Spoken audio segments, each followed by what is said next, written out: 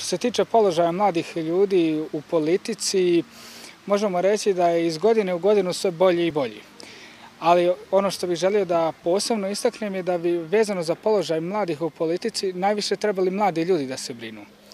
Tako bih sada izdvojio primjer SNSD gdje su mladi ljudi kroz partijske organe izborili se da na listama za lokalne parlamente, skupština gradova i opština bude minimalno 30% zastupljenih mladih ljudi do 30 godina. To je jedan od vidova kako se mladi ljudi mogu boriti. Izdvojio bih pozitivan primjer koji se desio 2013. godine. Možda je negativan povod bio.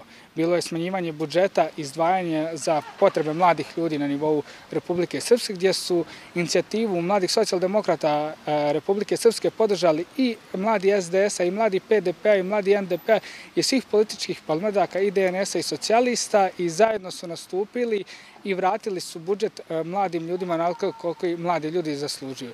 I smatram da mladi ljudi, bez obzira na političku pripadnost, moraju napraviti zajednički front kada su u pitanju interesi mladih ljudi vezani za stipendije, za samozapošljavanje mladih ljudi i izdvajanje iz budžeta za mlade ljude. Sigurno da su osnovni politički ciljevi, kao što sam već u prethodnom rekao, to su stipendije, ali pored toga, kada mladi ljudi završe svoje školovanje, obezbeđivanje radnih mjesta, obezbeđivanje prvog posla, jer svi znamo da je danas najteže doći da budemo konkurentni na tržištu rada. Moramo odraditi taj pripravnički posao. To su isto mladi socijaldemokrati na republičkom nivou pokrenuli projekat Moj prvi posao, gdje vlada Republike Srpske određenim sredstvima subvencioniše poslodavce da prime mlade ljude i na osnovu toga da ostvare svoj prvi posao, odnosno odrade pripravnički položaj, državni ispit i onda mogu direktno ući u borbu za svoja radna mjesta. Mislim da su ta dva akcenta na stipendijama i na radnim mjestima najvažnije za koje se mladi moraju boriti. Najvažnije je da se mladi ljudi aktiviraju, da li je to kroz političke partije ili kroz nevladin sektor, ali važno je da imamo stalan uticaj novih mladih ljudi, novih ideja, kreativnih ideja, jer sigurno nove mlade generacije koje dolaze donose neke nove kreativne ideje koje će sigurno pomoći i političkom, i društvenom, i kulturnom razvoju i grada, i opštine, i republike. Sigurno da primjer mladih ljudi kako zastupaju interese svoje grupacije ljudi, to jest mladih do 30 godina, može poslužiti svima, pa i našim starijim kolegama.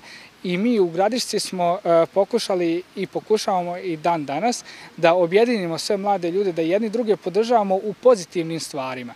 I mislim da je to jedini recept za razvoj i naše opštine i Republike Srpske, da se ljudi, bez obzira na političku pripadnost, okupe oko dobrih ideja i da zajedno gradimo te dobre ideje, a da one ideje koje su manje dobre zajedno dograđujemo da postanu dobre. I to je jedini princip i recept uspješnog društva ili jedne uspješne države. Završetak dvorane je jedan od prioritetnih ciljeva i mladih socijaldemokrata, ali mislim i čitave opštine Gradiška, jer tu je mjesto gdje možemo mladim ljudima obezbijediti da na zdrav način provode svoje slobodno vrijeme i da se bave sportom. Također, povećanje stipendija i izdvajanje iz budžeta stipendista za srednjoškolce pogotovo, jer imamo samo stipendije za studente. Mislim da je jedan od narednih koraka i opštinske vlasti i mladih ljudi koji budu participirali u opštinskoj vlasti treba biti uvođenje stipendija za vukovce u srednjim školama. Da na taj način motivišemo mlade ljude da se više ulažu u svoje znanje i više koriste svoje znanje na sigurno dobrobit čitave naše opštine Gradiška.